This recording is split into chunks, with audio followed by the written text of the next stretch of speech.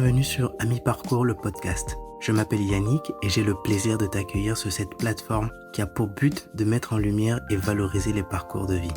Curieux de nature, ouvert aux rencontres, à l'échange avec mon prochain, j'ai décidé de créer ce programme afin de partager avec toi ces conversations enrichissantes, inspirantes et pleines de vie.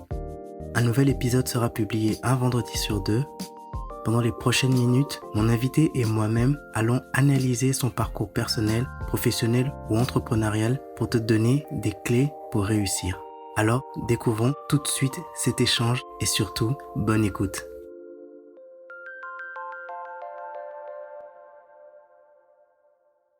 Salut Thomas. Salut Yannick. Franchement, je te dis merci de me recevoir ici dans les bureaux de Wello, c'est ça? Exactement. Ah, je l'ai bien dit. J'ai fait mes devoirs. Comment ça va? Très bien. Écoute, très bien. En début d'été, ça fait plaisir. Tout va bien niveau pro, perso. Ouais. Tout roule, donc Ok, ça va. hyper content. Ok. Bon, de toute façon, on va en parler. Ouais. T'imagines bien. Et donc, comme j'aime la première question que j'aime poser direct pour nous mettre un peu dans le bain, c'est si tu devais définir ton parcours de vie en 3 mots, lesquels seraient-ils? Ok, on se met dans le bain direct. Ok. Écoute, je dirais inattendu. Ok, Premier super. mot, inattendu. Okay. Ouais. Je dirais riche. Ok. Riche également. Ouais. Et peut-être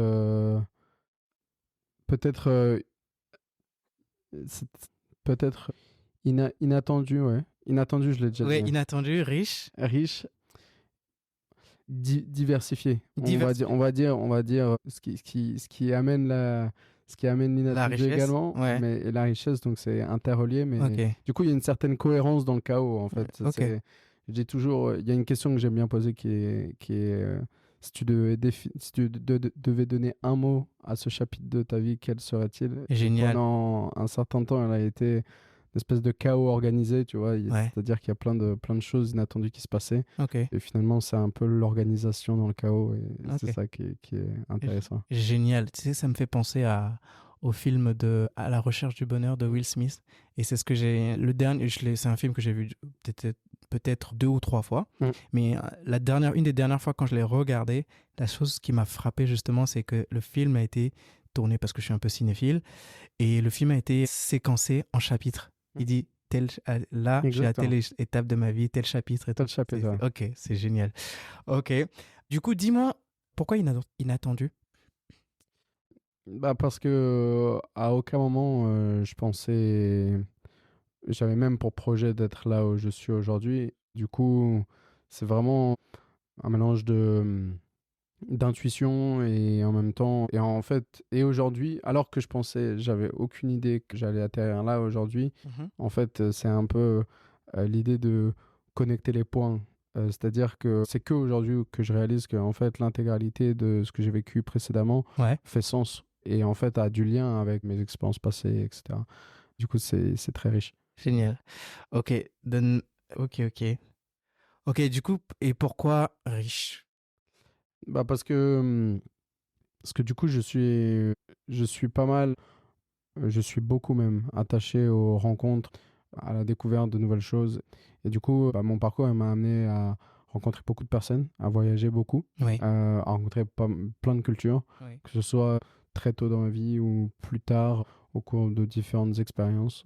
Et du coup, je pense que c'est cette richesse qui me donne aussi, qui me donne mon énergie. Et c'est ça qui est hyper trépidant, je pense. Enfin, moi, ce que j'adore, ce qui m'anime au quotidien. Ouais. Et ce qui a fait du sens d'un point de vue perso, d'un point de vue pro, c'est un peu ma ligne de conduite. Ok, d'accord, ça marche. Et donc, pourquoi diversifier pour finir? Bah, c'est interrelié avec les deux Oui, premiers. c'est ce que tu as dit. Ouais, c'est ce que tu disais tout à l'heure. Et diversifier parce que en fait, il y a plusieurs diversités. Il y a la diversité des expériences, la diversité des personnes, des cultures. Et en fait, je me suis rendu compte que plus tu rencontres cette diversité, plus tu vas à proximité de cette diversité, ou plus tu t'enrichis toi, permet de remettre en question tes perspectives, tes biais cognitifs, tes biais émotionnels, etc. Et souvent, on te dit, cherche la personne dans la salle qui pense le plus différemment de toi pour t'enrichir. Et c'est ça qui est hyper intéressant, c'est d'aller vers cette diversité d'expériences, cette diversité de personnes, cette diversité de manières de penser. Et c'est ce qui vient aussi avec cette richesse, avec cette incertitude également. Ok. Franchement, je réalise que ce que j'aime le plus chez toi, en fait, c'est que tu as toujours, dans les conversations, tu as toujours un principe, comment je pourrais dire? Punchline. Une punchline, voilà, c'est ça. En fait, c'est des punchlines, mais des trucs hyper deep et qui font tellement sens et tout. Et j'aime beaucoup, franchement. Merci beaucoup pour ces réponses. Donc, du coup, là, la question suivante, c'est, du coup, si tu devais... Qui est Thomas? Ça, on part dans les questions, effectivement, dans les questions deep. Ouais. Bah, c'est une question que je pense qu'on se pose tous, c'est-à-dire la définition de ton identité, qui tu es, et finalement aussi qui tu es toi, versus qu'est-ce que les autres ou qu'est-ce que la société veut que tu sois. Mm-hmm. Et du coup, je pense que Thomas, c'est certainement une personne qui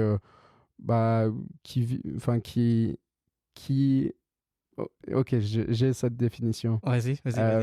Qui en même temps, qui cherche vraiment la rencontre, tu vois, qui cherche vraiment à rencontrer du monde, à pouvoir se nourrir de l'expérience des autres, à se marrer et à profiter, enfin, et vraiment à se connecter avec les autres. Okay. Donc, il y a vraiment cette notion de connexion humaine hyper présente. Et en même temps, au travers de ça, bah, c'est vraiment d'apprécier la vie, c'est de croquer la vie. Il y a vraiment quelque chose de très humain.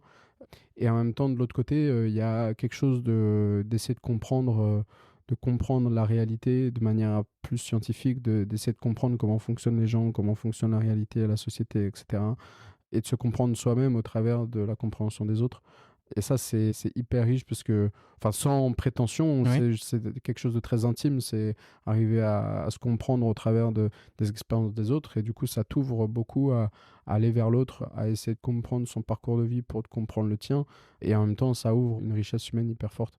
Ok, c'est ouf, merci, parce que j'ai l'impression que tu es en train de faire la présentation d'un mi-parcours là.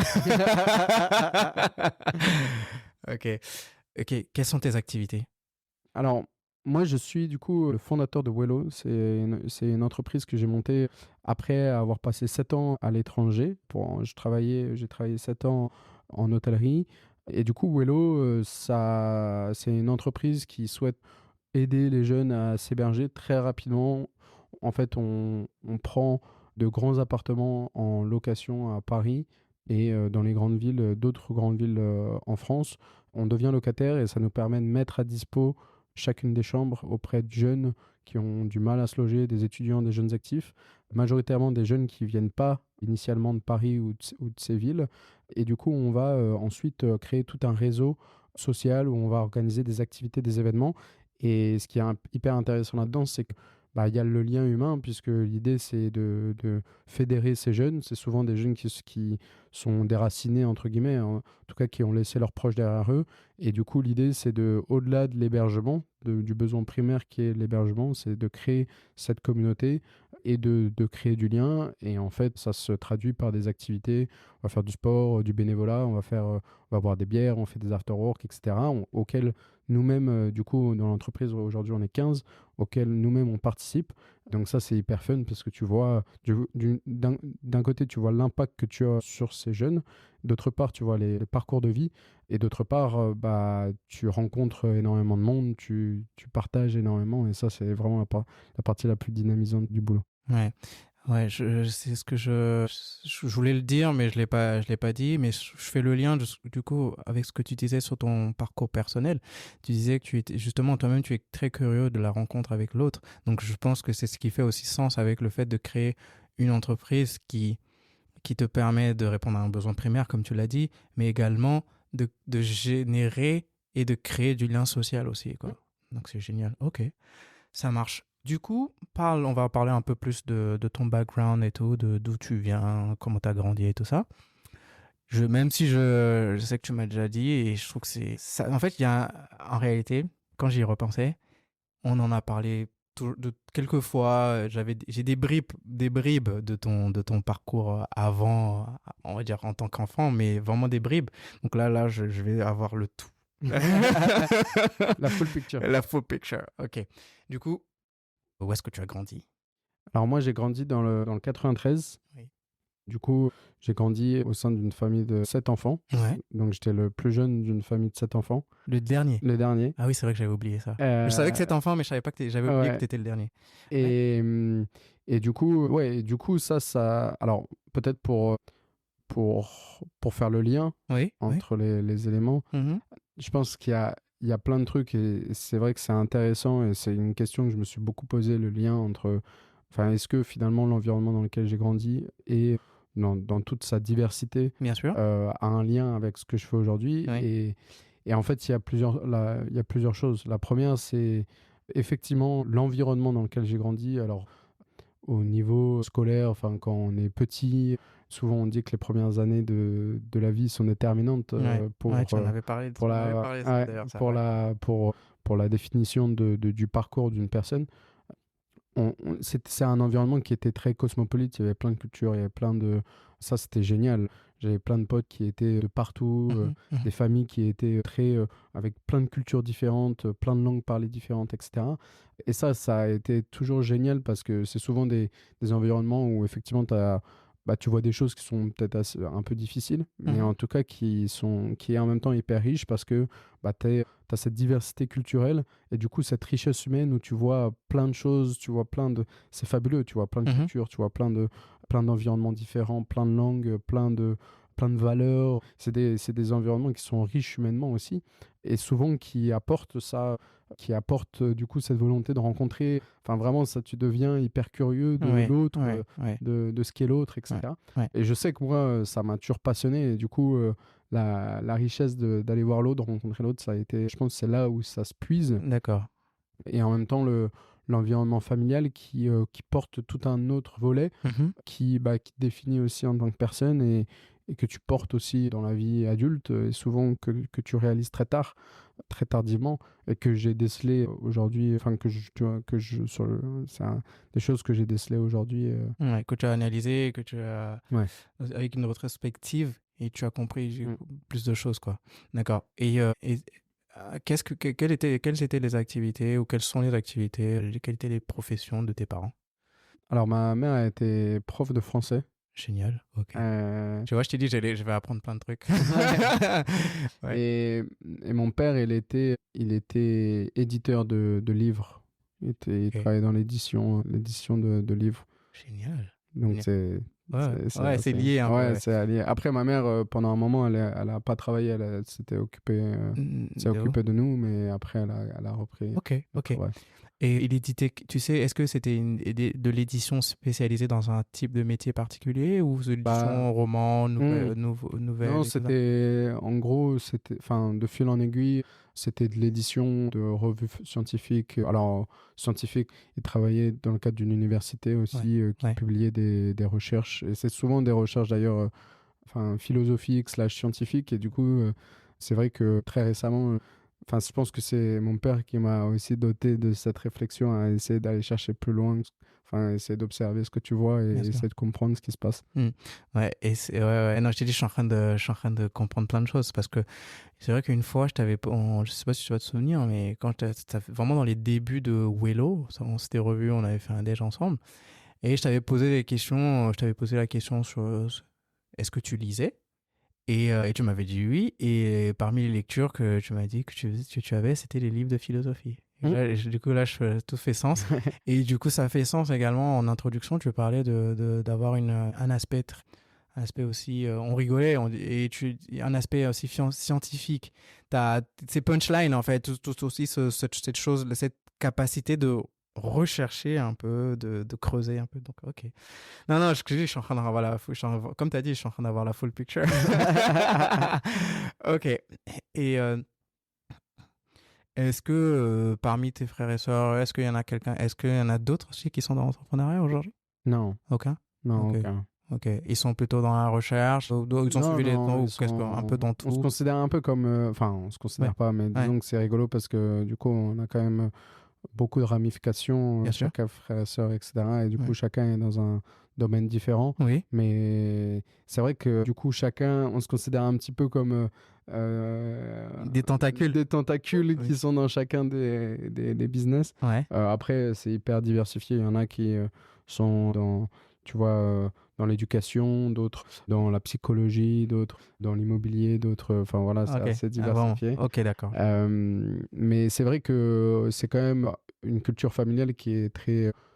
Enfin, tu vois, dans dans un cadre très structuré, tu vois, l'idée c'était pas de prendre des risques, c'est pas de, tu vois, c'est vraiment, il y a une valeur travail qui est forte, mais qui est très tournée vers avoir un travail, respecter les règles, etc. Donc il n'y a pas forcément une notion de sortir du cadre. Et donc c'est vrai que c'est pas, enfin, ni mon père, ni les générations précédentes étaient liés à l'entrepreneuriat de près ou de loin, quoi. D'accord, ok, ça marche. Ok. Et du coup, quel type d'élève tu étais Moi, j'étais plutôt le, moi, j'étais plutôt le rigolo, quoi. D'accord, ok. Ouais.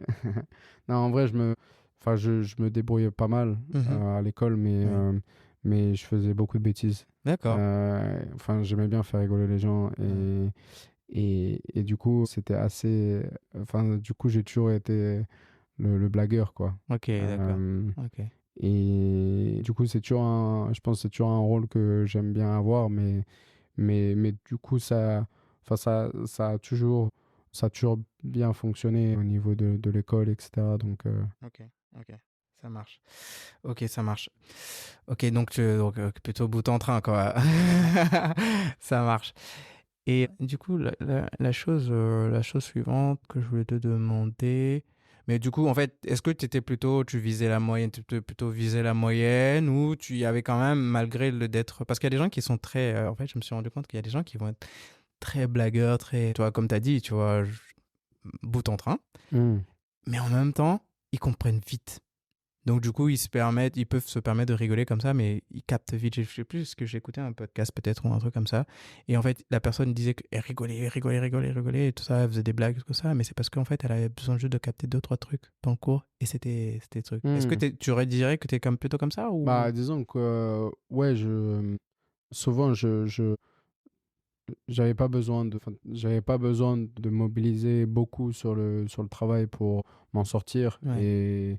Et en vrai, j'ai été, enfin, très bien. J'avais des bonnes notes. Je devais avoir des 14-15 de moyenne sans beaucoup me forcer, etc. Et du coup, ça me faisait beaucoup plus marrer de faire des blagues que de bosser, quoi. Ah, ok.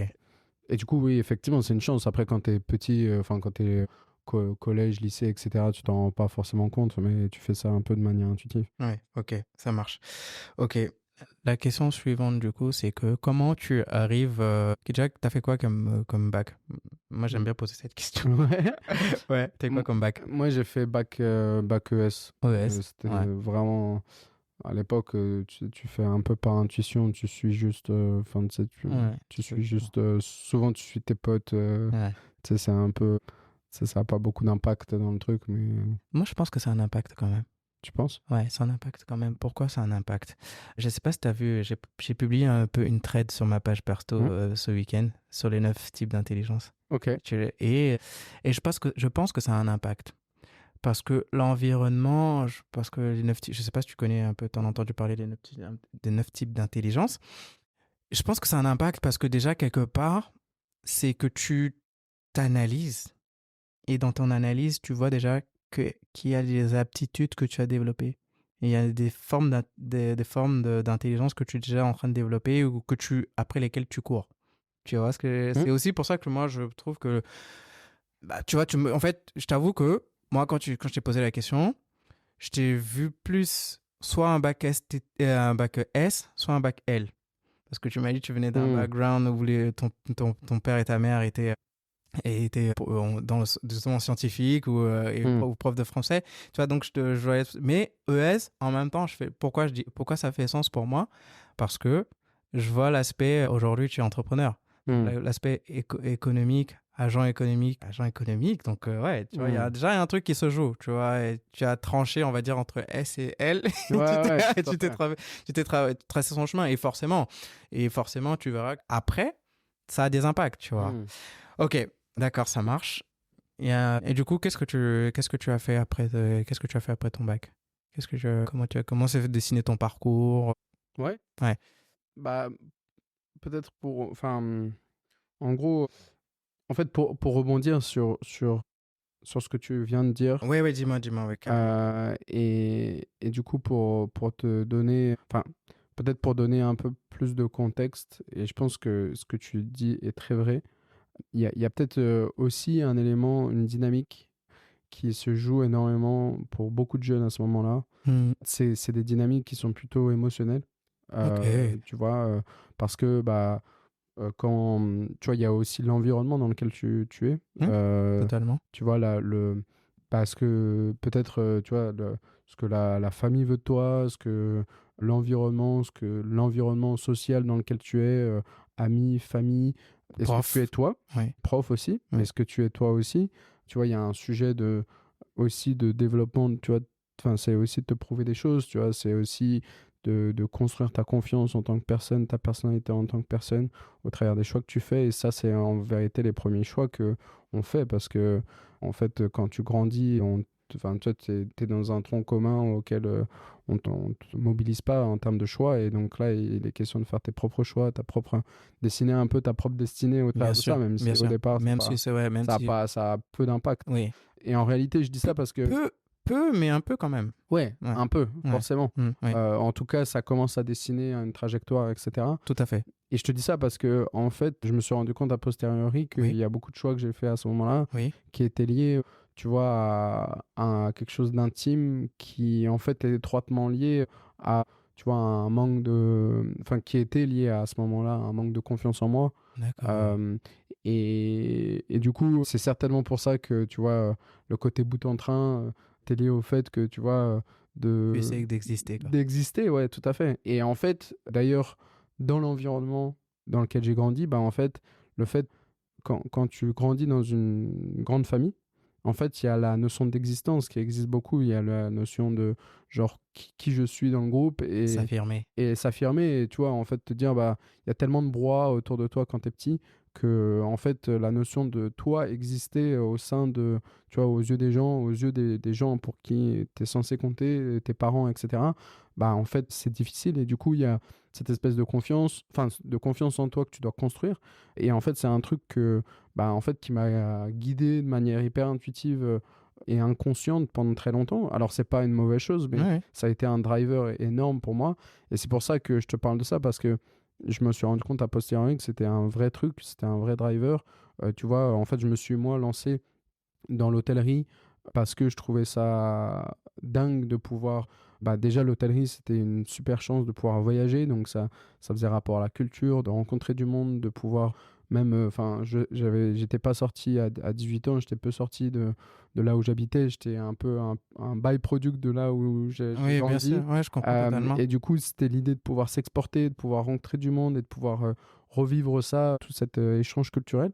Et donc, je trouvais ça génial. Mais à ce moment-là, je me disais, ouais, c'est impossible. Et je me revois à 18 ans sur le canapé de chez ma mère en train de regarder les sites d'hôtels et voir les hôtels 5 étoiles et de me dire, en fait, moi, j'étais un naze en anglais, en langue, etc. C'était vraiment naze de chez naze. Et en fait, je me disais, non, mais c'est pas pour moi. Et en fait, je me suis dit, ok, je me donne comme objectif d'y arriver. Et en fait, c'était tellement inaccessible que genre l'idée c'était de se transcender pour y arriver, tu vois. Et en fait, ce qui est assez rigolo d'ailleurs, c'est que je rentre dans une première école de tourisme pour essayer de me rapprocher de ce domaine-là. Finalement, je fais une première année je fais 2 ans là-bas. Et en fait, ils suppriment la branche tourisme. Donc en fait, d'ailleurs, tu vois, je m'étais mobilisé, il y avait tu vois, j'avais payé l'école, etc. Au final, ils suppriment la branche tourisme. Je me redirige dans une autre école qui fait aussi de l'hôtellerie, mais là, c'est directement, c'est pour faire une espèce d'année, de 3e année de mise à niveau pour ensuite pouvoir rentrer en master. Ok. Et alors que j'avais jamais vraiment fait d'hôtellerie, je passe les tests. Et les gars, l'administration de l'école me dit, écoute, tu as fait de super tests. On te propose de passer de 2e année en 4e année. Ah donc oui, sauter direct. une classe. Ah ouais. Et en fait, je me retrouve du coup propulsé de 2e année en 4e année avec des gens qui sont des experts de l'hôtellerie. Et en fait, c'est trop marrant parce que j'arrive dans une situation où en fait, tout le monde s'y connaît hyper bien, tu vois, genre en master, tout le monde s'y connaît hyper bien, ça fait des années qu'ils font ça. C'était souvent des fils d'hôteliers et tout. Moi, j'avais travaillé dans des petites structures, mais tu vois, je connaissais rien du tout. Rien de concret comme eux, quoi. Et en fait, j'arrive et premier jour, et là, je suis perdu. Genre, je me dis, waouh, jamais je vais y arriver. En même temps, je me disais, bah, je saute une classe, entre guillemets. Et du coup, bah, voilà, je vais plus vite et en même temps, bah, j'économise des frais, etc. Donc, c'était génial. Mais sauf que je suis propulsé dans un environnement que je connais pas, où là, en fait, je posais des questions toutes les 5 minutes parce que je comprenais rien. Tout le monde me regardait en me disant, mais c'est qui ce type? Qu'est-ce qu'il fout là? blaireau. Et en fait, l'histoire a fait qu'au travers de cette transcendance-là, je finis mon master major de promo. Génial. Ah ouais. T'étais comme ça, toi. Ok. Tu vois, à pousser le truc parce que tu te dis, et en fait, c'est dingue parce que a posteriori, j'avance un petit peu dans l'histoire, mais en gros, j'ai eu ce master. Ensuite, je suis parti travailler à Dubaï, Oui, ça, je m'en à souviens. Bali, puis à Shanghai. Et en fait, du coup, j'arrivais justement à cet objectif que je m'étais fixé des années auparavant. Oui. Et en fait, plusieurs reprises, je me suis dit, bah, c'est dingue parce qu'il y a quelques années auparavant, j'étais sur mon canapé et je pensais que ça, c'était inaccessible. Ouais. Et là, c'est devant moi et j'y suis, quoi. Ok, top. Ok, juste revenir. Donc, du coup, en gros, c'était quoi? L'école que tu avais fait, c'est quoi? C'était Bac+2, c'était un BTS, c'est ça? Non, c'était une école post-bac, c'était l'EM Normandie. EM Normandie, ok. Donc, EM Normandie, donc tu es propulsé en Bac+4, on va dire niveau bachelor, quoi. Ouais. Ok. Et bah, du coup, je reviens quand même parce que tu as été un peu vite. Une fois que tu as fini major de promo, qu'est-ce que tu fais après? En fait, je suppose que tu vas chercher du travail qui t'emmène. Et du coup, tu travailles sans forcément citer la marque ou la société, mais pour qui tu as bossé, qui t'ont permis d'aller. Du coup, dès que tu as été major de promo, tu as été diplômé. Ouais. Tu n'as pas travaillé en France?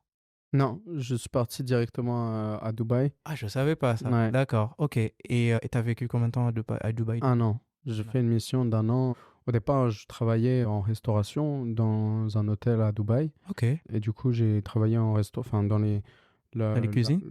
Alors, plutôt sur la partie service. Ah, ok. Tu vois, dans les restaurants, Oui, bien sûr. à Dubaï, les restaurants sont souvent à même l'hôtel. Ok. Et du coup, bah, il y avait cet hôtel qui avait plusieurs restaurants, des bars, etc. Okay. Et l'idée, c'était de donner un coup de main dans un des restos. Et du coup, c'est comme ça que j'ai commencé. Et donc ça a été très formateur, hyper intéressant. D'ailleurs, il y a plein de gens qui me demandent où est Dubaï, comment t'as trouvé, etc. Et en fait, forcément, j'allais te poser la question. Et en fait, c'est trop marrant parce que c'est définitivement pas la première destination dans laquelle je serais allé. Oui. Parce que moi, ce qui m'intéressait vraiment, c'était de découvrir des gens, les cultures, etc. De découvrir vraiment un pays avec une culture, tu vois, une spiritualité, vraiment découvrir la perspective profonde, comprendre le fonctionnement d'un pays au travers de ça. Oui, je comprends. Et en fait, je me disais, waouh, Dubaï, et tu peux demander à mon père, la veille de mon départ, je me disais, waouh, j'ai pas envie de partir et tout. Et en fait, je pars, et je pense que Dubaï a été parmi les expériences, une des expériences les plus riches d'un point de vue humain. Et tu as dit inattendu, parce que tu as parlé d'inattendu en début. Effectivement, parce que c'était totalement inattendu. Pourquoi? Parce que quand tu bosses là-bas, en fait, je dis toujours que c'est un peu un micro-monde dans le sens où tu travailles toujours avec une telle diversité de personnes. En fait, les travailleurs à Dubaï, c'est des travailleurs qui viennent du monde entier et souvent de coins du monde. Philippines, Inde, Afghanistan, Afrique aussi. Afrique noire, etc. Et donc, en gros, genre, c'est des coins qui... tu vois, des personnes, des populations. Et souvent des gens avec des expériences de vie dingues. Ah, j'imagine. Qui te racontent des histoires absolument fabuleuses, parfois hyper dures. Et du coup, et c'est hyper intéressant en fait de voir la manière dont, tu vois, par exemple, Il y avait une grosse communauté pakistanaise et indienne, mais du coup, les Pakistanais et les Indiens, Et ils s'apprécient ont pas des trop. gros, Ouais. il y a des gros conflits, tu vois. Et donc, comment ça se traduit au travers des interactions entre les gens, tu vois. Culture, la religion, la manière dont les religions interagissent entre eux, la perspective des différentes cultures entre elles, etc. Donc, ça a été un peu une incubation de plein de cultures différentes, plein de langues différentes. Ok. Une richesse énorme en termes d'expérience. Ok. Ah, ouais, du coup, là, franchement, je comprends beaucoup de choses là, par rapport aux 3 mots, du coup. Inattendu, je comprends pourquoi, du coup, tu as parlé d'inattendu. Bon, je pense que je vais encore comprendre d'autres choses avec l'expérience après, mais du coup, je comprends, en tout cas, inattendu, diversifié, riche, ouais, ok, je comprends. Ok. Ensuite, tu as parlé d'une autre, du coup, tu as quitté Dubaï, tu as été dans une autre destination, c'était laquelle En Indonésie. En Indonésie. Ah oui, Bali, oui, c'est ça, Ouais. tu disais. Ok, et tu as fait combien de temps à Bali? 1 an et demi. 1 an et demi, ok. Ouais. Pareil dans l'hôtellerie? Dans l'hôtellerie. Ouais, dans l'hôtellerie. Et là, pareil, c'était un gros hôtel. Là, c'était plutôt en mode resort, bord de plage. Ah, ok. Et c'était, tu vois, un peu luxe. Donc, c'était une expérience de dingue parce que, tu vois, tu vis là-bas, etc. Alors, tu vis dans un environnement qui est très paradisiaque, qui est très tropical. Donc, t'es absolument plongé là-dedans. Et d'autant plus que la culture balinaise, d'un point de vue culturel, d'un point de vue croyance, spiritualité, etc., est hyper profonde aussi. Les gens, tu vois, sont hyper axés sur leur spiritualité, etc. Et donc, tu apprends énormément là-dessus. Et c'est hyper riche à ce niveau-là aussi, ouais. Ok. Et du coup, j'ai pas posé la question, je voulais te la poser, mais du coup, c'est quoi le classement des hôtels? Déjà à Dubaï, c'était un 5 étoiles, 4 Ouais, étoiles, c'était que ouais, ok, toujours ok, 5 de étoiles. luxe Ouais. en tout cas, Ouais. on est classé, Ouais. c'est pas des palaces, mais en tout cas, c'est 5 étoiles et plus. 5 étoiles et plus, ouais. Ok. Bali aussi, du coup, Ouais. des resorts de luxe, ok, ça marche. Donc 1 an et demi. Qu'est-ce qui a fait que tu as quitté Dubaï pour partir à Bali? Pourquoi tu dis pas, ouais, je reviens encore à Paris par exemple, mais pourquoi tu t'es dit Dubaï, sachant que c'est pas forcément à côté, pourquoi Dubaï, Bali par exemple? Pourquoi? Bah déjà, la première chose, c'était que je pense que ça a été un environnement. Enfin, il y avait toujours l'objectif D'apprendre? d'apprendre, de partir à l'étranger, de rester à l'étranger, parce que finalement, je me disais, bah, tu vois, que ce soit à Dubaï, en Indonésie ou autre, le travail que je fais là-bas, je peux très bien le faire. Enfin, je peux très bien travailler dans un resto à Paris, mais le fait de le faire là-bas, bah, en fait, ça t'apporte un niveau de. Enfin, ça t'oblige même à comprendre l'environnement et les gens qui sont autour de toi, Bien sûr. et de se dire, bah, en fait, j'essaie de comprendre la personne qui est en face de moi au travers de. Et du coup, j'ai besoin de comprendre dans quel environnement cette personne a grandi, au travers de son éducation, sa spiritualité, etc. etc.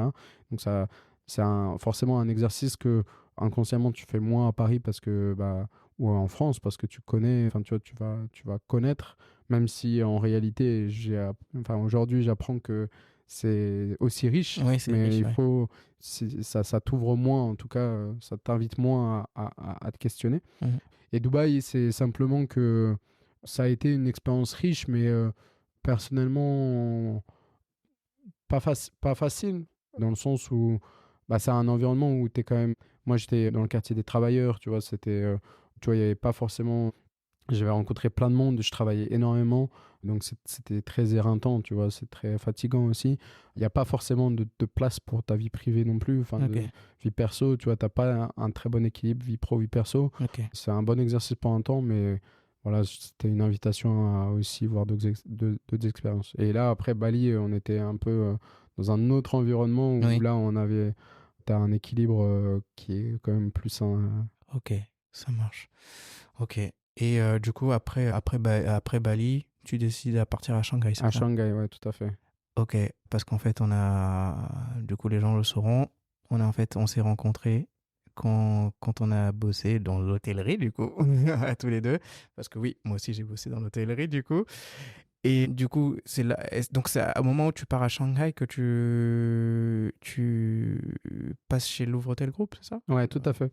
En fait, ce qui est trop marrant, c'est que et c'est peut-être parler d'opportunités aussi, Oui. parce que la rencontre est souvent source d'opportunités, Bien de sûr, chance. ouais, bien sûr, bien sûr. Et en fait, ce qui est rigolo, c'est que le directeur général de Louvre Hôtel, Frédéric Rollo. Ouais. Pierre-Frédéric Rollo. PFR, comme on aime Et l'appeler. était en réalité Un client. alors le parrain de ma promo. En fait, il y a une espèce de parrainage D'accord, ok. dans le master que j'ai fait. Tout à fait, ok. Et en fait, c'est rigolo d'ailleurs parce que du coup, il a assisté à la remise des diplômes. Oui. Et il était là la veille de la remise des diplômes dans lequel on a eu une espèce d'entretien privilégié avec l'ensemble des camarades de classe. À ce moment-là, en fait, moi, je posais plein de questions parce que je me suis dit, on prend l'opportunité. Bien sûr, donc, bien il sûr, m'avait bien. identifié comme le mec qui posait plein de questions. Bien. Et en fait, le lendemain, du coup, je suis reçu. Et puis, du coup, j'ai été titularisé avec le prix machin de major de promo. Et en fait, par la suite, en rentrant de Bali, je voyais qu'ils ouvraient une section à Shanghai. Et donc, moi, avec toute l'audace que j'avais, la fougue que j'avais à l'époque, Ouais. je fais un mail à Pierre-Frédéric Rollo, qui, du coup, qui est à la tête d'une boîte de 1200, 1500 personnes. Ouais. Un gros groupe, en tout cas. Ouais. Un gros groupe. Je crois que à l'époque, quand moi je rejoins. Non, toi, t'as rejoint avant moi. En 2017. 2017. Bah oui, en fait, non, on a rejoint au même moment. Quasiment. On a rejoint au même moment et je crois qu'ils étaient déjà avec Xinjiang. Bah, en tout cas, ils faisaient partie du groupe Xinjiang et ils étaient déjà dans les 5 premiers au niveau monde. Donc, du coup, ouais, ok. Ouais. Bon, en tout cas, voilà. Les gens, on a la picture, quoi. Ok, et du coup, en fait, c'est lui qui m'a aidé à... Enfin, il m'a aidé en tout cas. à recruter. Il m'a dit, ouais, on a une place, si tu veux, tu peux y aller. Et du coup, il a forwardé le mail à la section de Shanghai. Et forcément, du coup, ça facilite la chose. Bien sûr. Et j'ai intégré l'entreprise. Et mon boss de l'époque m'a dit, mais comment ça se fait qu'un jeune de 25 ans, il a le cran pour envoyer un mail au CEO pour trouver un job, tu vois. Ouais. Et comment ça se fait que tu as eu le cran, d'ailleurs? Bah, je sais pas, je me suis dit... Vaille que vaille. Ouais, il faut... Enfin, t'as une opportunité, tu peux le faire, vas-y, quoi. Ouais. Et laisse pas laisser passer ta chance. Ouais. Et je pense que ça fait vraiment partie des... Je voulais te poser la question, peut-être plus directement, mais je pense qu'implicitement, je l'entends et c'est une chose que je constate beaucoup chez toi, c'est que tu as cette audace, en fait. Déjà, je pense que c'est déjà un entrepreneur est un audacieux, tu vois, c'est quelqu'un d'audacieux, mais je l'entends déjà, c'est-à-dire qu'en fait, même avant que tu sois entrepreneur, tu es déjà audacieux. Ça, c'est ce que j'entends, en fait. Ouais. Je pense que... Après, tu vois, c'est rigolo parce que, en fait, certainement qu'on y viendra, mais je pense un des drivers sur la partie entrepreneuriat qui n'était pas inné, ou en tout cas pas factuellement, est lié justement certainement intimement à la volonté de se dépasser, certainement à cette partie de manque de confiance. Et en fait, l'audace, elle est souvent cannibalisée par la peur de notamment... Enfin, moi, je sais qu'au travers de ça, quand j'étais petit, petit ou plus jeune, très tourné vers, voilà, qu'est-ce que l'autre pense de moi, etc. Et c'est souvent des cannibalisateurs sociaux, tu vois, qui viennent souvent éroder ta créativité, ton audace, ta liberté. D'ailleurs, c'est rigolo parce que tu te rends compte souvent que les gens créatifs, ou les gens audacieux, ou les gens qui ont du cran, ou les gens qui se libèrent, c'est souvent des gens qui ont peu de sensibilité à ce que les gens pensent. Souvent, ils s'habillent de manière... Enfin, les gens créatifs sont souvent des gens qui s'habillent un peu de manière inconventionnelle, etc. Effectivement. Parce que, du coup, ils se libèrent naturellement des dictates de la société, de ce que les gens peuvent penser d'eux, etc. Ok, génial. Ça marche. Et du coup, donc, quand tu es recruté chez Louvre Hôtel Group, tu ne bosses pas, tu ne bosses même pas à Paris, quoi. Tu pars je vais passer 6 mois à Paris. Ah, tu passes 6 mois à Paris avant de partir à Shanghai. Ok. Donc, du coup, rappelle-moi, t'es en quelle année que tu pars à Shanghai? En 2017. En 2017. Bah, c'est ok. Ok, tu pars. Ouais, tu pars. Oui, en fait, non. Moi, je suis arrivé, en fait, Louvre Hôtel. En fait, non, Louvre Hôtel. Moi, je suis arrivé en 2018, en fait, je crois. Je suis arrivé en 2018. Et attends, 2018? Oui, c'est en 2018. Oui, c'est en 2018 que moi je suis arrivé chez Louvre Hôtel Group. Donc tu pars à Shanghai combien de temps? 3 ans. 3 ans. Et donc c'est retour en 2020. Non, parce qu'on s'est connus... Ah, t'es revenu l'année... En fait, non, t'es revenu fin 2019. Fin 2019, ouais. Décembre 2019. Ouais, voilà, exactement. Et c'est là qu'on se rencontre. Exactement. À travers Kevin Bramar, à qui on fait un petit coucou. On espère qu'il écoutera cet épisode. Ok. Et bon, forcément, on peut pas parler de Kevin Bramar sans parler d'Aurélien Fournier. Big up. Big up. La famille. Ok. Et du coup, l'expérience à Shanghai, c'était comment? C'était génial. Ouais. C'était génial parce que tu as... Bah, t'as un environnement de vie et t'as un environnement autour de toi, social, politique, etc., qui est hyper particulier, hyper différent de ce que nous on connaît. Et t'as une approche des personnes, enfin des Chinois, des cultures, la culture locale qui est différente du spectre, tu vois, de valeurs que nous on a.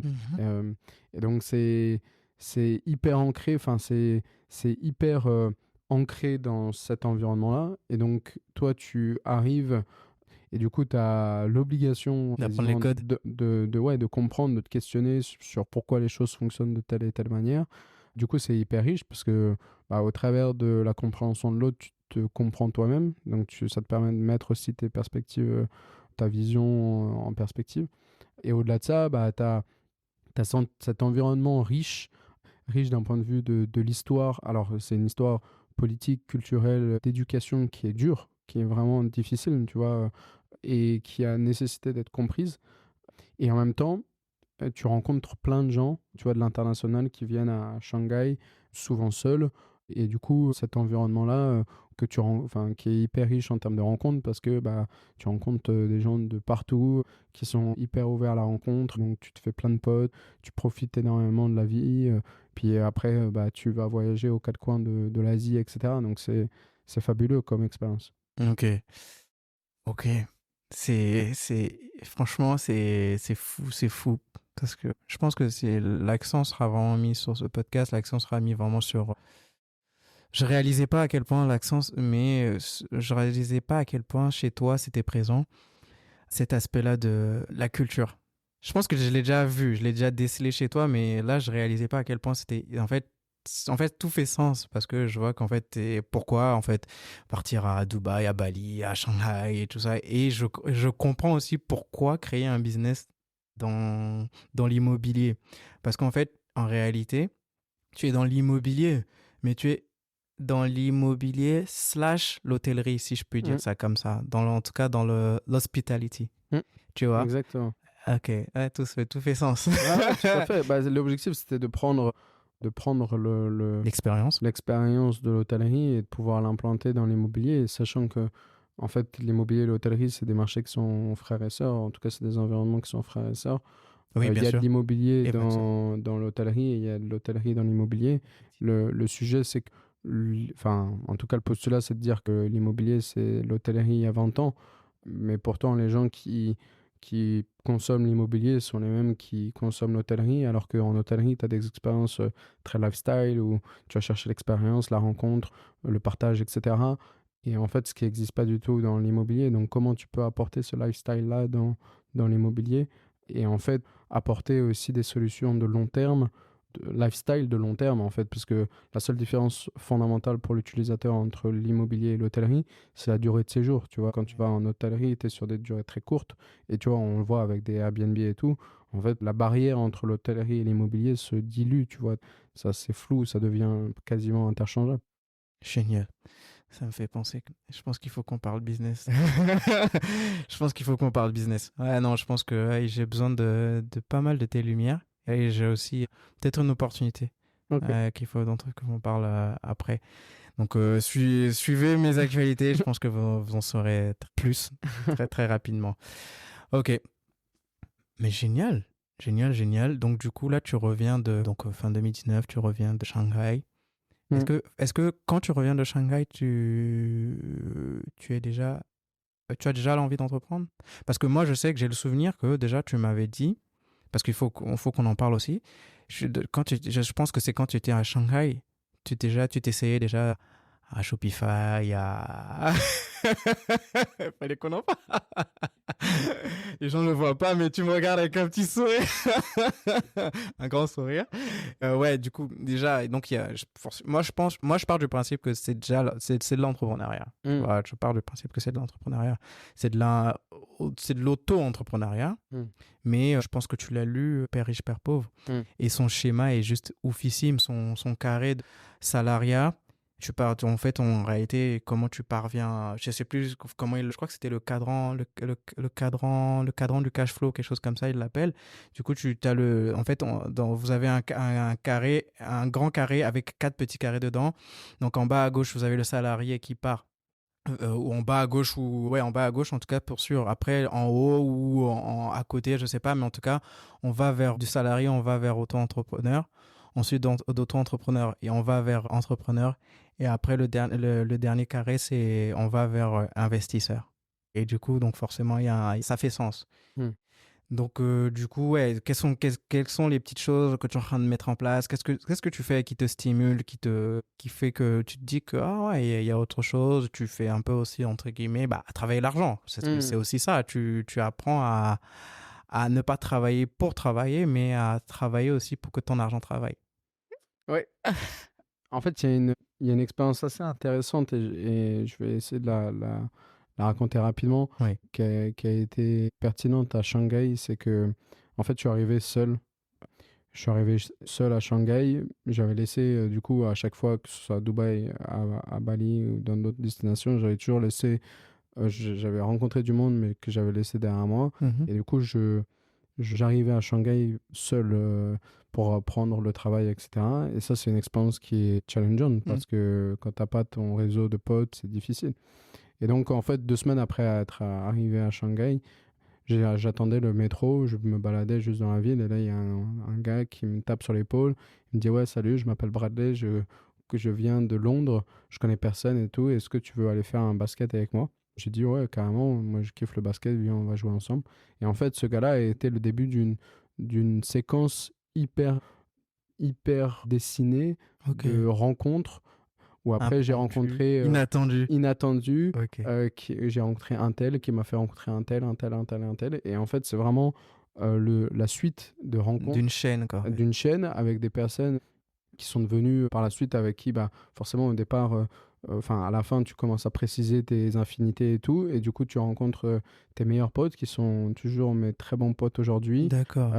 Et en fait, d'ailleurs, avec qui on a fait les 400 coups, etc. Et je leur disais toujours, c'est dingue, parce que si ce gars-là m'avait pas tapé sur l'épaule, toute cette séquence d'événements ne serait jamais arrivée. On a fait vraiment les 400 coups. Et dans ce groupe-là, dans ces potes-là, j'ai un très bon ami qui est d'origine sicilienne et qui a monté une boîte à Shanghai et du coup qui m'a guidé dans cette séquence-là où il m'amenait dans tous les réseaux d'entrepreneurs à Shanghai, il me donnait les bons bouquins à lire, il me montrait les concepts et tout. Et ce gars-là, il a monté sa boîte à Shanghai et il a revendu là très récemment, il y a 1 an ou 2, pour une somme astronomique, tu vois.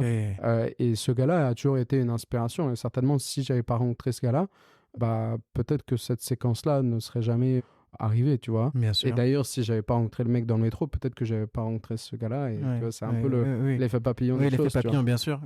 Ok. Et en fait, à Shanghai, je travaillais pour Louvre-Hôtel, effectivement, dans lequel je trouvais pas sens, tu vois. Genre, je travaillais, on me faisait bosser sur des projets, je comprenais pas, tu vois, les décisions qui étaient prises et l'impact de mon travail, j'avais besoin de sens. Et en même temps, je me disais, putain, j'ai une créativité où en fait, genre, je la mets pas à dispo des problématiques que rencontrent les gens, quoi. Comment je peux mettre ma créativité à dispo. Et voilà, et poussé par ce gars-là, en fait, tu vois, tu vois, il te dit, l'entrepreneuriat, c'est pas forcément de te lancer, tu vois, d'arrêter ton boulot, de te lancer, d'investir, etc. En fait, si tu fais un side project comme toi, tu fais avec le podcast, tu es déjà entrepreneur dans ce que tu fais. Tu vois, c'est-à-dire que ça n'a pas besoin tu vois, ça n'a pas besoin d'être forcément tout projet. D'ailleurs, on te dit toujours, essaye d'avoir des utilisateurs avant d'avoir de l'argent. C'est vraiment de dire, en fait, il faut que tu fais quelque chose qui plaît, qui répond à un besoin, tu vois, et après, tu crées... Enfin, ça aura une valeur un jour ou l'autre, tu vois. Bien sûr. Comme dirait, c'est un peu le principe du livre de... C'est mon beau-frère qui m'en parlait souvent. Le principe du livre de Gary Vee, je pense que tu connais. Jab, jab and right hook, c'est ça? Un truc comme ça, ouais. Ok. Ah, c'est ouf. Ok. Et donc, du coup, ouais. Donc, parmi les side projects, qu'est-ce que tu as monté? Ou qu'est-ce que tu as fait? Parce que moi, j'ai parlé de Shopify et tout ça, mais qu'est-ce que tu as fait concrètement? Plein de trucs. Bon, si essaie d'en citer quelques-uns. En tout cas, pour qu'on balaye un peu le truc. Ouais, bah ça... Enfin, en fait, il y a... Enfin, en gros, Wello, ça a été certainement le seul projet qui a bien tourné. Et d'ailleurs, c'est trop marrant parce que je dis toujours... et ça, c'est très bien. Je dis toujours, genre, essaye de monter toutes les... Enfin... Et teste toutes les idées. Si ça marche bien, tant mieux. Si ça marche pas, c'est une bonne anecdote à raconter dans un apéro, tu vois. Et je peux te faire... J'ai tellement de projets. Genre, j'avais essayé de monter une basket, enfin de construire de créer une basket qui générait l'électricité, tu vois, pour recharger des batteries, avec l'idée que tu pouvais genre vendre ton électricité et que du coup tu pouvais genre générer un réseau où en fait chacun pouvait genre produire et vendre de son électricité, etc. J'avais effectivement, enfin c'était plutôt un délire, mais j'avais effectivement développé un truc, c'était un délire avec des potes de Shanghai où j'avais construit une boutique en ligne pour vendre des t-shirts sur... Je me rappelle de cette histoire. Non, en fait, t'es obligé de la raconter celle-là. En fait, j'étais en Chine et du coup, je me dis, bah ouais, je suis à proximité des usines et tout. Et en fait, c'est très bon. Enfin, c'est intéressant si tu veux apprendre le business pour essayer d'explorer l'import-export. Donc, petit à petit, tu décales sur les sujets de e-commerce. Et donc, petit à petit, tu arrives à des sujets effectivement de dropshipping, etc. Et donc et puis c'était le pic à ce moment-là en 2017. Oui, bien sûr. Et du coup je me dis je vais apprendre juste par intérêt, mais il te dit il faut que tu trouves un bon produit. Donc de fil en aiguille, genre, et en fait je raconte ça à mes potes, ça devient un délire où on se dit il faut qu'on arrive à trouver le projet qui va que les gens veulent, tu vois. Et du coup, c'est de trouver un marché de niche avec un produit que les gens veulent, etc. Et un jour, on était en train de buller chez moi, en train de regarder un documentaire Netflix sur les gens qui pensent que la Terre est plate. Et du coup, tu as toute une communauté qui est persuadée que la Terre est plate, qu'on nous ment, etc. Et donc, en fait, pour le délire, j'ai dit à mes potes, putain, ça y est, on a trouvé le marché de niche. Et on va... Et en fait, ce qui était hyper intéressant dans ce documentaire-là, c'est qu'ils avaient tous des choses pour s'identifier. Donc, ils avaient des goodies, la Terre est plate, des t-shirts, etc. Et du coup, j'ai dit à mes potes, on va monter une boutique en ligne pour les gens qui pensent que la Terre est plate. Et donc, ça s'appelait flatearthboutique.com. Et c'était rigolo. On a vendu quelques t-shirts, mais il y avait plus de gens qui cliquaient sur l'ADS pour dire, mais c'est quoi ce délire, que des gens qui étaient vraiment intéressés. Donc, c'était pas très rentable, mais c'était rigolo. Ouais, tu m'étonnes. Non, c'est ouf. Ok. Et du coup, donc là, tu rentres à Paris.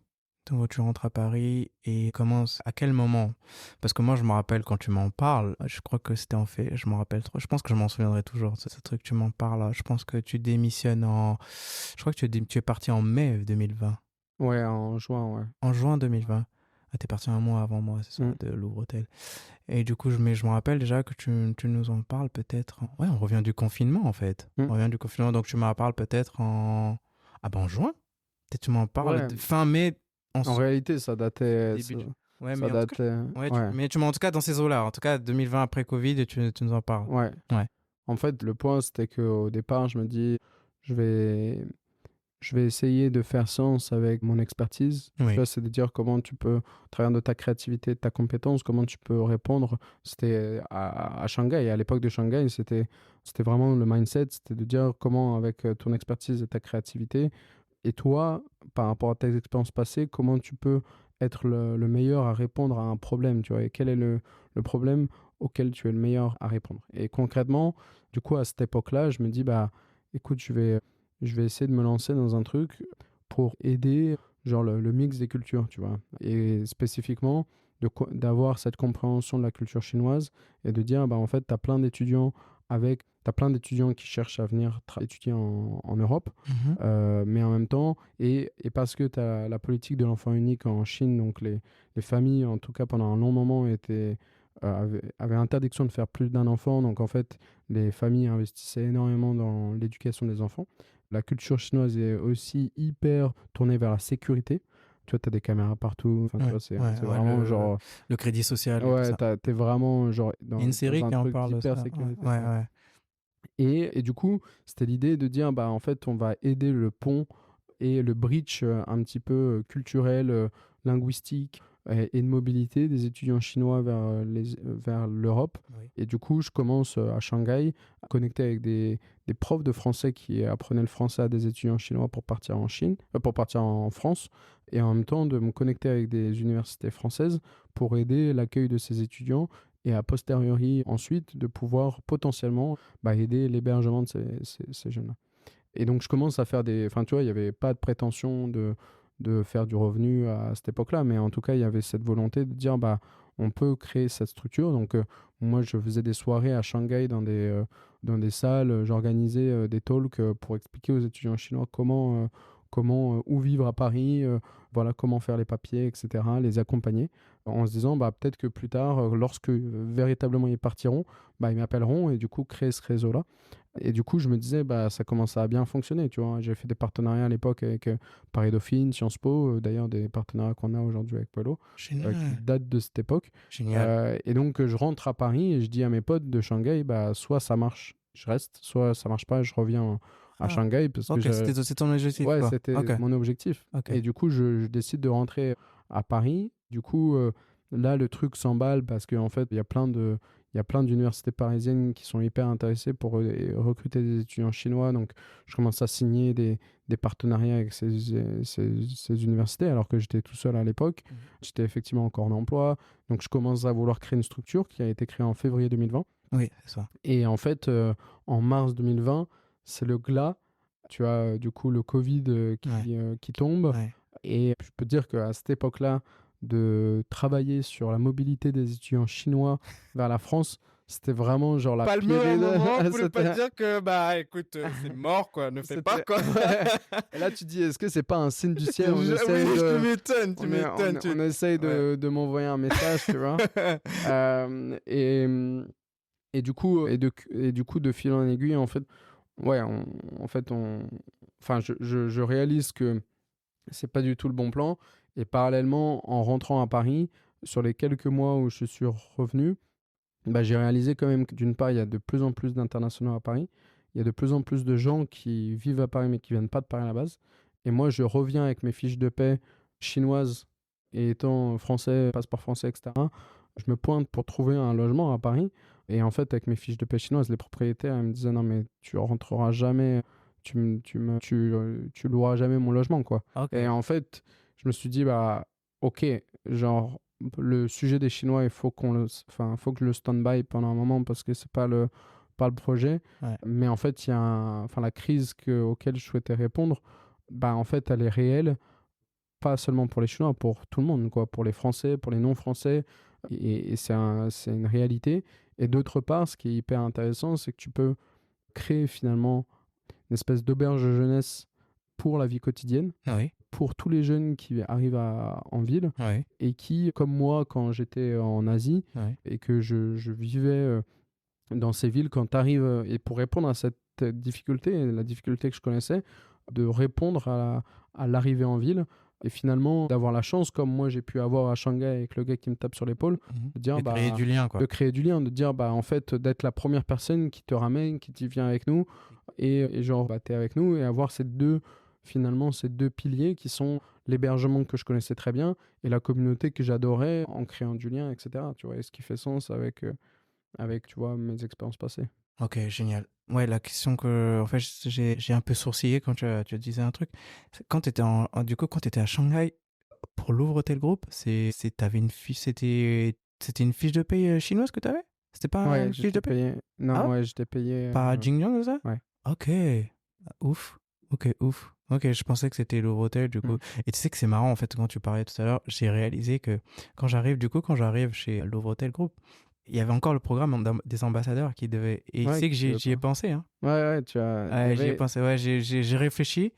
J'ai réfléchi, mais je crois que c'était un peu... Bon, en fait, je sais pas. En fait, j'ai l'aspect un peu Shanghai, tu vois, un peu loin quand même. Et en plus, je crois que quelques mois après, ma femme est tombée enceinte et tout. Mais je sais que j'y ai réfléchi. C'est-à-dire que ça se trouve, j'aurais pu venir te retrouver à Shanghai. Mais ok, d'accord. Donc, du coup, c'est toutes ces problématiques auxquelles tu réponds et qui te permettent, du coup, de l'idée du business. Et donc, concrètement, moi, je me souviens, du coup, tu démissionnes, tu pars sur ton idée.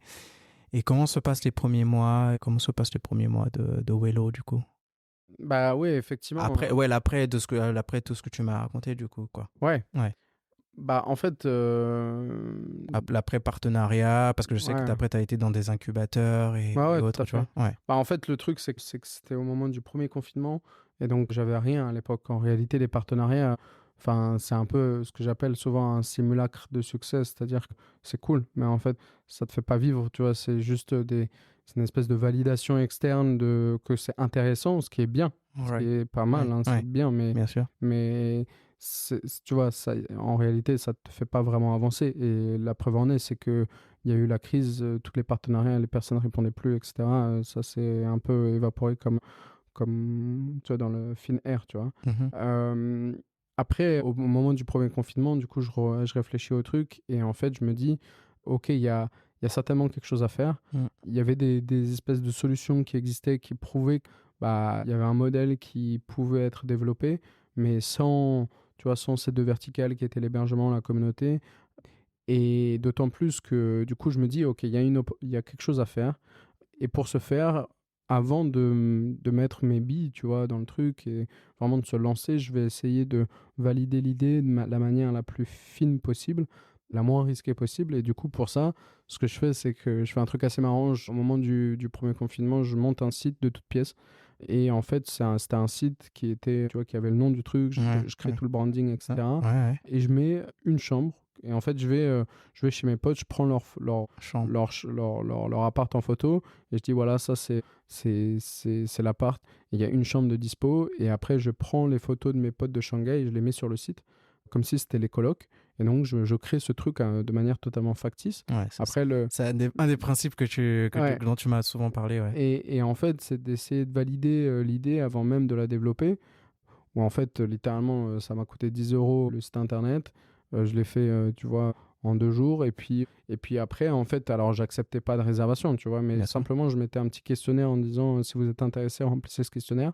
Et je commençais à driver du monde sur le site internet. Les gens remplissaient. Et après, ça tombait, ça a commencé tu vois, à répondre au questionnaire. Et du coup, j'appelais les gens et je leur disais ouais, je suis vraiment désolé. Cette chambre est déjà elle vient d'être réservée, mais t'inquiète, la prochaine est pour toi. Et ça faisait une espèce de liste d'attente, en fait. Tu avais de la data, en fait. Ouais, et puis en plus, tu vois, tu avais l'occasion de parler aux gens, tu comprenais d'où ils venaient, tu essayais de définir, tu vois, de définir leurs problématiques, etc.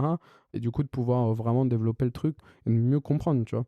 Et en fait, derrière, je me rendais compte que la vraie problématique était... Donc, je validais mon idée, mais derrière, en fait, la problématique, c'était de trouver les lieux. Et la vraie problématique, enfin, la vraie difficulté plutôt, ça a été vraiment de trouver les premiers espaces. Et ça a été une dure labeur. Où, tu vois, à la fin du premier confinement, en fait, je me donnais jusqu'à décembre 2020 pour lancer le truc. Sinon, je tournais la page parce que j'avais commencé en février 2020, donc quasiment un an. Quasiment un an, ouais. Et en fait, à l'été, je ressors avec ma liste d'attente. Les gens étaient chauds pour s'installer, mais j'avais pas l'espace. Et du coup, je fais le tour à l'été 2020 avec ma petite mallette et ma chemise des agences de location. Et tout le monde me dit non, mais même si c'est vous, on va pas vous louer. Alors, avec une société qui a qui vient de naître, c'est pas possible. Et du coup, je me dis, il faut que je me rapproche du milieu immobilier. Du coup, je rentre dans un incubateur chez Nexity et les personnes. Et finalement, en fait, en novembre 2020, là, il y a une nana chez Nexity qui me dit, écoute, je crois en ton projet. Je connais une propriétaire qui a un super appart de 4 chambres dans les Batignolles. Trop bien, appartement haussmannien, etc. Et c'est un appartement qu'on a toujours aujourd'hui d'ailleurs. Ah, génial. Et du coup, c'était branle-bas de combat. Et c'était le deuxième confinement à ce moment-là. Ah oui, bah oui. Il n'y avait pas de livraison, donc j'allais chez le fournisseur, je prenais les meubles, je montais les meubles. Enfin, c'était un truc. Quoi. Ouais, je me rappelle, parce qu'en plus, c'est l'époque où j'avais encore mon camion. Ouais, exactement.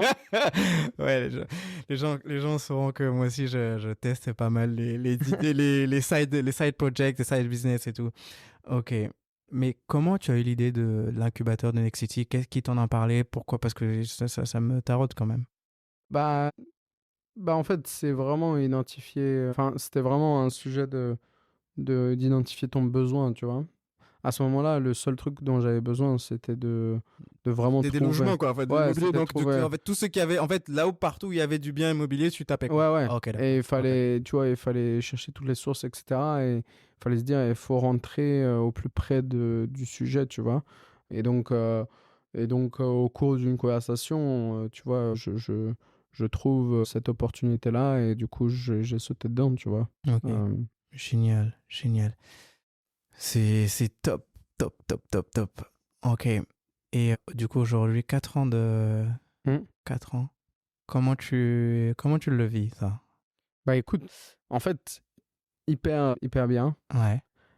En fait, tu vois, c'est rigolo parce que dans cette dynamique-là, quand enfin, j'étais toujours animé par cette idée de, de transcendance, tu Oui, vois. oui, oui, oui, C'est-à-dire tu en as d'atteindre parlé tout à quelque l'heure. chose qui me semblait inaccessible. Oui, bien sûr. Tu vois, que ce soit en hôtellerie au moment où je me suis lancé ou que ce soit au niveau de la boîte, je me suis toujours dit, waouh, genre, monter une boîte et, tu vois, avoir des salariés, monter un business, c'était impossible pour moi. Et en fait, ce qui est un- hyper excitant et en même temps un peu troublant, c'est que bah, à chaque fois que j'ai atteint l'impossible, en tout cas ce qui me paraissait impossible, il y a eu une nécessité de redéfinition de ce qui me paraissait impossible, tu vois. Et aujourd'hui, tu vois, je suis là, tu vois, je suis dans cette phase où, genre ça me semblait impossible, j'y suis. Et qu'est-ce qui me semble impossible aujourd'hui que potentiellement demain sera possible, tu vois. Je pense que sans vouloir trop vite me prononcer, je pense que la vidéo dont je te parlais tout à l'heure sur le coaching business et tout, je pense que ça pourrait être, ouais, je pense Ah, que avec ça, plaisir. ouais, je pense que ça va challenger pas mal de trucs en toi. Du coup, j'ai l'autre question, c'est, en fait, c'est une question que justement la vidéo en question me permet de te poser. Mais en réalité, là, je vais te la poser maintenant, mais en fait, je me rends compte que en fait, c'est une question que je pourrais poser à chaque étape de vie, tu vois, que chaque chapitre, comme on disait tout à l'heure, quand on parlait à la recherche du bonheur et dont on parlait en introduction. Mais quelle est la chose que tu penses, en fait, la phrase, je vais te la lire parce qu'elle est hyper deep et je voudrais pas passer à côté. En fait, le mec, en gros, dans la vidéo, il dit, quand je veux aller à une étape supérieure, je suis obligé d'apprendre. Donc, du coup, ma question, c'est, qu'est-ce que tu penses avoir appris, le ou la chose? Et je voudrais peut-être même dire, bon, je vais la faire en deux fois parce qu'après, derrière, je voudrais parler de soft skills. Je vous dirais même plus de human skills, comme je pense que ça fait le deuxième ou troisième épisode que je dis que je préfère human skills selon Simon Sinek. Et quelle est donc la chose ou les choses que tu penses que tu as apprises qui t'ont amené aujourd'hui là où tu es? Tu veux dire, peu importe. Peu importe. La free question, open question. Peu importe le timing de vie. Peu importe. Là où les choses, quand tu as avec la rétrospective, tu t'es dit, ah ouais, ça a joué. C'est quand même là où les choses qui ont joué quand même qui m'ont emmené là. Je pense que le concept qu'on a partagé tout à l'heure, qui était l'idée de se dire, tu vois, qui je suis, enfin, tu vois, de te dire qui je suis vraiment versus qu'est-ce qu'on veut que je sois. Ok.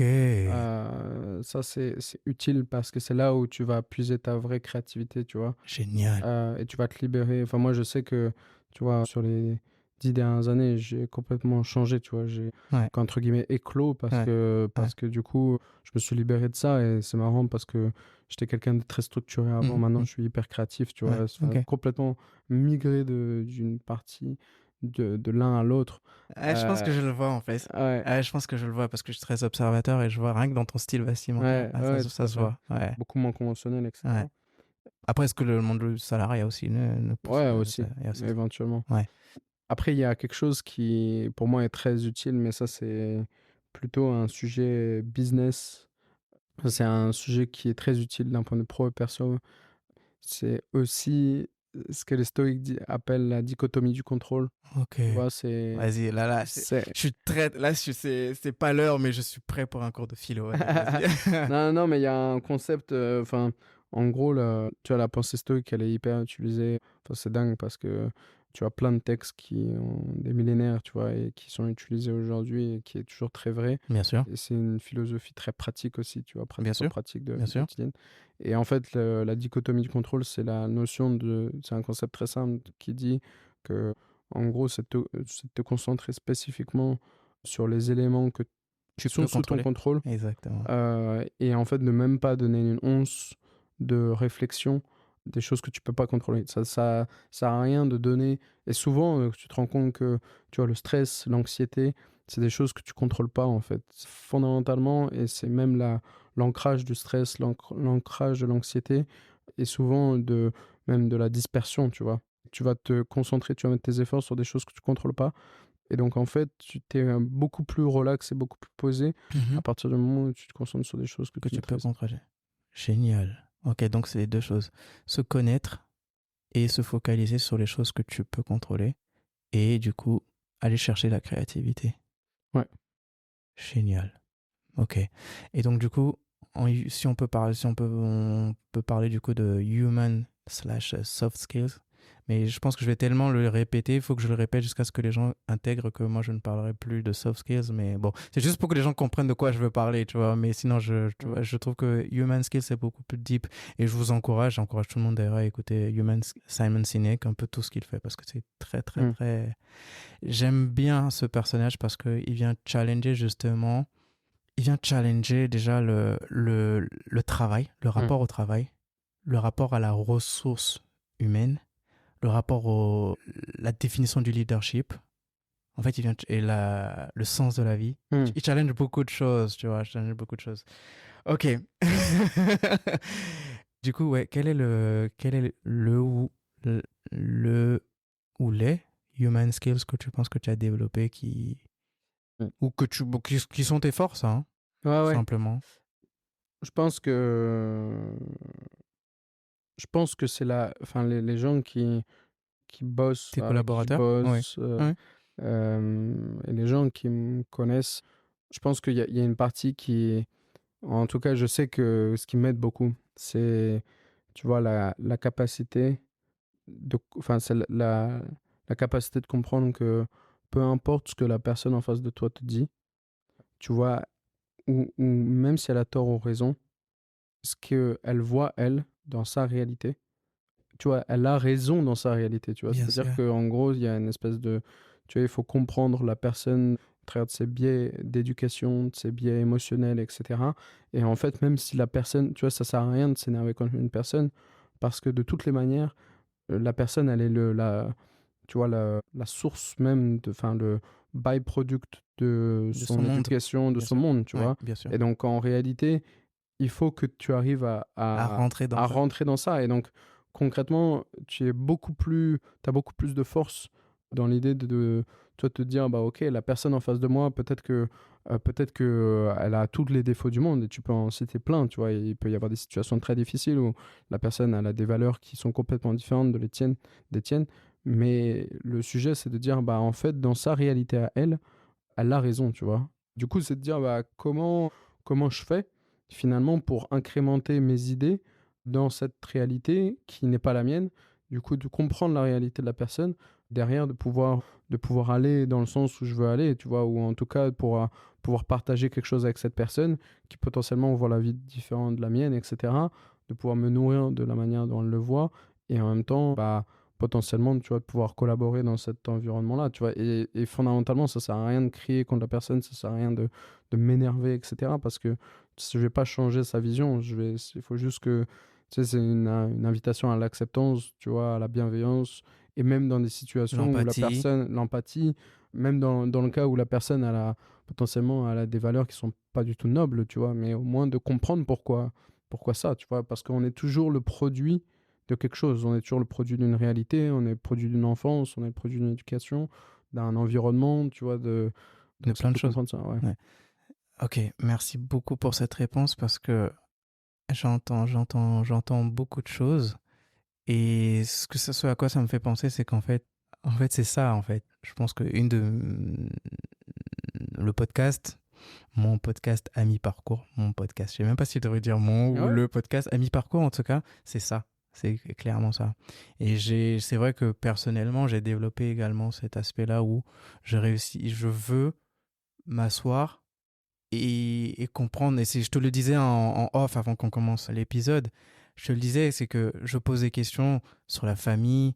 Il y a d'autres podcasts où en fait, on est dans la perf. C'est pas une critique, mais la personne pense qu'elle peut comprendre la performance de la personne et la performance de son entreprise, de ses projets, à travers juste en posant des questions, des KPI, des questions sur les KPI, sur des métriques vraiment très, très, très précis. Mais moi, je pense que je peux comprendre la personne, justement. Il me faut la famille. En fait, c'est beaucoup plus deep que ça, une personne. Tu vois, une personne, c'est très deep, en fait. Donc, c'est pour ça. Ok. Non, mais en tout cas, merci pour cette réponse. Là, on vient aux questions de la fin. Mais en fait, c'est ce qui est fou. Ce qui est fou, c'est que tu as dit tellement de choses que même les questions de la fin, là, en fait, elles vont pas être easy. Mais en tout cas, non, j'aime bien parce qu'elles vont être... Déjà, je voudrais faire le lien avec l'ami dont tu as parlé tout à l'heure, qui a créé une société à Shanghai et qui l'a revendue. Tu as dit qu'il t'a donné plein de livres à lire. Est-ce que tu peux m'en citer quelques-uns, s'il te plaît? Nous en citer quelques-uns. Parce que je sais que tu lis beaucoup en plus. Donc, ouais. Il y a pas mal de livres intéressants. Alors, c'est effectivement beaucoup lié au self-development, ces éléments-là. Ouais. Tu vois, il m'a donné un livre. Ouais. Je trouve ça beau d'offrir un livre aussi. Ok. C'est Alémaniac par Naval Ravikant. Ok. Alémaniac, ok. Ouais. C'est un très beau livre. Enfin, c'est un très beau livre avec des réflexions hyper intéressantes sur des éléments très... c'est un peu du néo-entrepreneuriat. Ok. Il y a les livres... Il y a Human Laws par Robert Greene. Ah, je connais bien Robert Greene. Ouais, J'ai jamais lu, mais je connais beaucoup son histoire et j'aime beaucoup. Ouais, qui est hyper intéressant. Laws. Il a écrit un livre avec 50 Cent d'ailleurs. Je sais pas si tu Ouais, tout à fait. Ouais, il a co-écrit un livre avec 50 Cent de Power. Ouais, exactement. Ouais. Donc, ouais, il y a ces bouquins-là. Effectivement, après, il y a pas mal de livres hyper... Enfin, il y a plein de livres hyper intéressants, mais qui sont pas... Enfin, qui étaient liés à plein de choses. Tu vois, tous les deux, on était passionnés d'astrophysique, enfin, de physique quantique, etc. Donc, j'ai pas mal de sujets là-dessus. Génial. Ok, je pense que moi, j'aime bien apprendre et lire et apprendre de moi-même, mais j'aime bien aussi apprendre de l'autre. Donc, du coup, j'en profite parce que tu en parles et c'est marrant parce qu'il y a quelques jours, quelques semaines, je me disais, mais Yannick, c'est quoi la physique quantique? Et du coup, là, j'ai l'occasion de te poser la question. J'irai regarder par moi-même, hein, mais comme je n'avais pas eu le temps de regarder, là, du coup, j'ai envie de dire en quelques minutes, si tu veux juste me définir et m'expliquer un peu, c'est quoi la physique quantique? En fait, c'est l'étude du monde au niveau le plus infime de la matière, tu vois. Donc, en gros, c'est de dire, genre, si tu veux comprendre le monde, qu'est-ce qu'il y a, tu vois, là, on voit des choses, des éléments, il y a la table, il y a le micro, il y a les câbles, etc. Et en fait, c'est de dire, qu'est-ce qu'il y a, si je regarde au niveau le plus infime de là où de la réalité observable, bien sûr, qu'est-ce qu'il y a, tu vois, et qu'est-ce qui compose ça, tu vois, et quelles sont les règles qui composent la réalité, tu vois. Et en fait, tu te rends compte qu'il y a plein de choses absolument incroyables qui se passent à l'observation de ça et la compréhension de ça, parce que ce monde atomique, tu vois, qui est au niveau de l'atome, etc., qui est le niveau le plus infime bien sûr, qui existe, fonctionne pas du tout comme la réalité observable. Et en fait, il y a plein de choses, plein de phénomènes qui pourraient expliquer plein d'éléments un petit peu farfelus, tu vois, et hyper intéressantes pour nous à partir du moment où tu te questionnes. Et du coup, c'est un peu la compréhension aussi, c'est déjà toujours cette recherche de compréhension de la réalité qui te pousse à savoir, ok, là j'ai une table, mais en fait la table c'est quoi? Elle est composée de quoi? Tu vois, si tu poses le quoi assez longtemps, tu arriveras justement à la question première, tu vois. Génial, merci beaucoup. Tu viens de nous donner un petit cours rapide de physique. En fait, tu nous as donné l'introduction de la masterclass de physique quantique. Ah là là, ok. Du coup, bon, les questions de la fin, je les pose un peu. En fait, je les pose un peu Avant, je les posais dans un certain ordre, mais c'est aussi, je les pose maintenant un peu. C'est les questions de la fin, donc voilà quoi. Mais du coup, comme le podcast s'appelle Ami Parcours, où est-ce que tu te vois dans la fin de ton parcours? Est-ce que tu y penses sur l'après? Ouais. Ouais. Enfin, oui et non. En fait, justement, c'est un peu les 3 mots qu'on avait mentionnés au départ. Ça serait certainement diversifié, riche et inattendu. Ok. Mais je sais que au travers du chemin de vie que j'ai pris aujourd'hui, je sais que je serai certainement en train de créer quelque chose. Ok. Est-ce que ce sera la même chose? Est-ce que ce sera autre chose? Je sais pas. Ok. Mais dans cette dynamique-là, et toujours avec cette volonté d'exploration, donc certainement qu'il y aura, tu vois, il y aura une dimension internationale également. Donc c'est encore à définir. Mais c'est une vraie question que je suis en train de me poser aujourd'hui, justement, par rapport à ça. Je t'ai dit, il faut qu'on parle business. Je t'ai dit, il faut qu'on parle business. Ok. Du coup, une de mes questions préférées.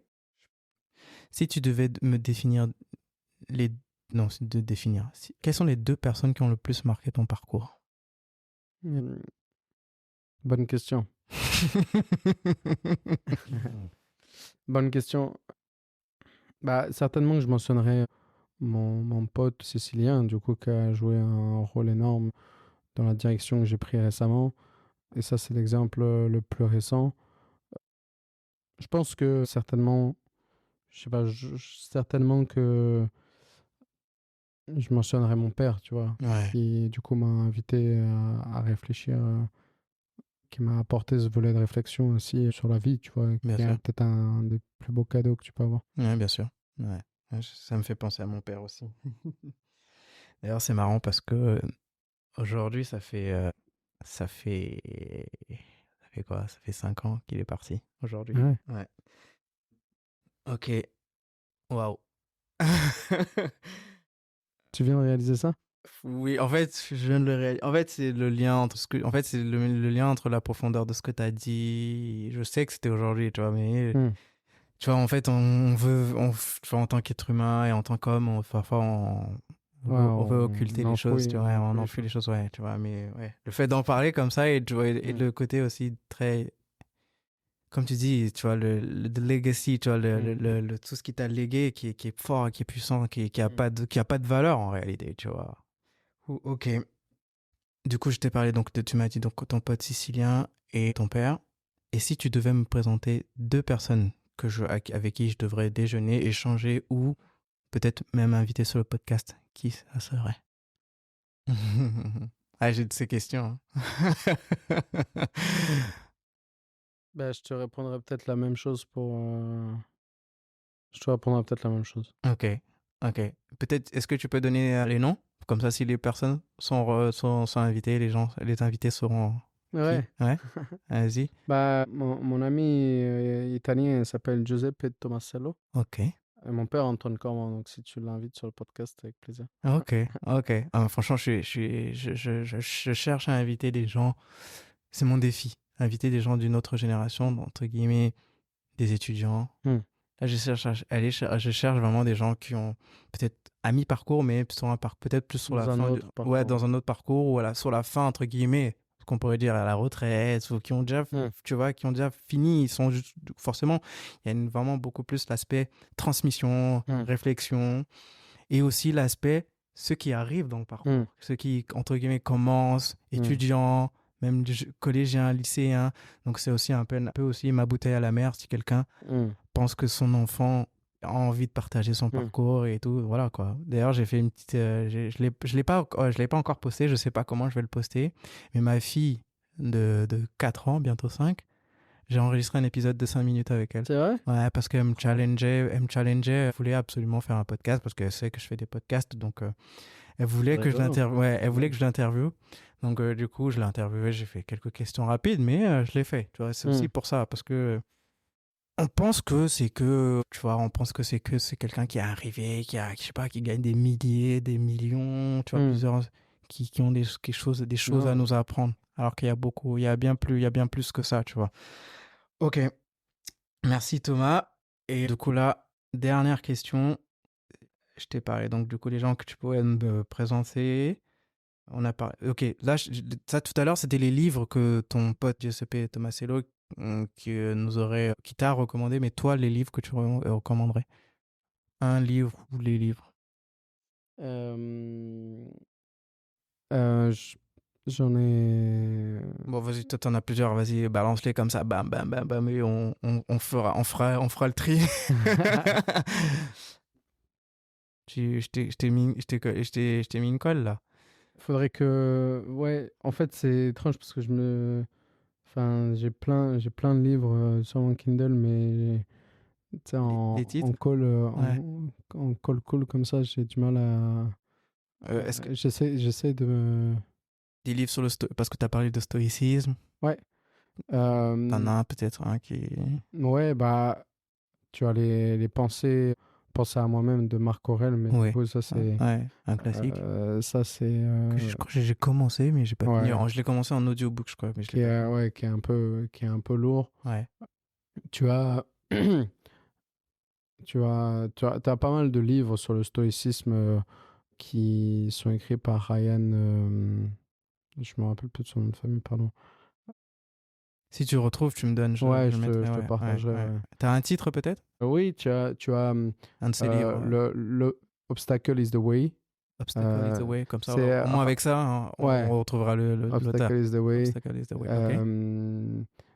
Tu as pas mal de cette partie-là. Tu as pas mal de sujets sur la partie stoïcisme.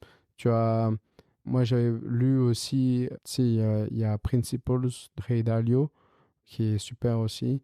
Il fait pas mal de principes, en fait. C'est hyper intéressant. Ray Dalio, c'est le fondateur d'un des plus gros fonds d'investissement aux États-Unis. Il a créé un livre où, en fait, il écrit ses principes de vie, des principes pro, des principes perso qu'il partage, et avec la compréhension de ce qu'il a compris de lui-même et des autres, etc. Ça, c'est hyper intéressant. C'est vrai que je pourrais te partager, les différents livres, mais c'est vrai que c'est un peu... Ok, ça marche. Ok, du coup, comment on peut prendre contact avec toi, Thomas? Bah écoute, c'est LinkedIn, Ok. Thomas Corman, Ouais. CORMAN, Ouais. et puis bah, après par mail, thomas.corman@wallowhouse.com. Ok. Voilà. Ok. Avec plaisir. Ok, ça marche. Et du coup, peut-être un dernier mot pour la fin, peut-être un truc, peut-être une question que j'ai pas posée, qui est hyper importante et dont on ne doit pas passer à laquelle on ne doit pas, que tu penses que de laquelle on ne doit pas passer à côté, quoi. Je pense que c'est un sujet hyper intéressant. Je pense qu'on a plusieurs vies, tu vois. On a plusieurs vies. Et d'ailleurs, on dit souvent, c'est rigolo, j'ai appris récemment que le corps humain, que l'ensemble des cellules du corps humain se renouvellent toutes les 27 ans. C'est-à-dire que, je crois, à vérifier, que c'est 17 ou 27, mais en gros, tu es génétiquement une nouvelle personne, ou en tout cas, biologiquement parlant, tu as un cycle en fait, de renouvellement de tes cellules qui fait de toi une nouvelle personne, tu vois, à chaque fois, chaque nouveau cycle. Et du coup, ça, c'est un peu intéressant. C'est-à-dire que, en fait, tu es pas bloqué, enfin, tu es la seule personne à te bloquer dans la situation dans laquelle tu es. En réalité, tu peux te transcender, de te dire... Alors, c'est pas si facile, c'est très simple de le dire, mais tu as des contraintes économiques, il y a des contraintes familiales, il y a des contraintes sociales, des fois religieuses, etc. Donc, éducatives. Donc, de dire comment je peux faire en sorte de me libérer de ça, de transcender déjà mes barrières, de me comprendre mes biais cognitifs, les choses qui me bloquent, des choses inconscientes. Souvent, on est beaucoup plus bloqué par notre inconscient que par notre conscient. Et de se dire comment je transcende ça et j'essaie de me réinventer, tu vois. Forcément, l'objectif, c'est... Il n'y a pas de définition du succès ou il n'y a pas de définition du bonheur. C'est ce qu'on se donne, sa définition qu'on se donne. C'est d'abord la première question à se poser. Génial. Merci beaucoup, Thomas. Avec plaisir. Merci à toi, Yannick. C'était un super épisode. À très vite. À très vite, ouais. Ciao, ciao. Ciao. Te voilà arrivé au bout de cet épisode. Merci d'avoir pris le temps de l'écouter intégralement. Si celui-ci t'a plu, n'hésite pas à en parler autour de toi et prends le temps de donner un bon avis sur ta plateforme d'écoute habituelle, surtout Apple Podcast. Pense également à t'abonner pour ne rater aucun nouvel épisode. Tu peux retrouver Ami Parcours sur Instagram, Facebook ou par email. Prends le temps de m'écrire et je me ferai un plaisir d'échanger avec toi. Et surtout, à très vite pour découvrir le prochain parcours.